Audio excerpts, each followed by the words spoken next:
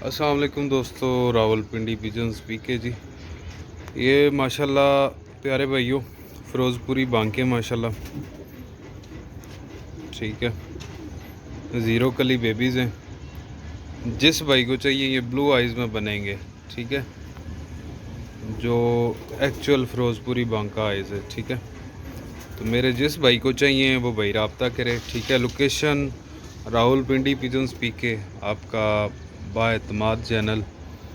और मज़ीद अच्छे परिंदे ख़रीदने के लिए आप हमारे साथ रब्ता कर सकते हैं।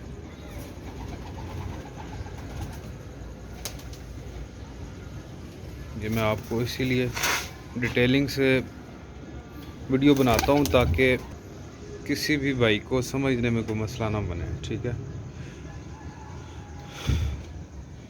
तख्तियाँ देखें माशाल्लाह इनकी, और फुल ब्रीडर बच्चे हैं, इसमें कोई वो शक वाली बात नहीं है, ठीक है। और फुल हेल्दी एक्टिव हैं, ठीक है।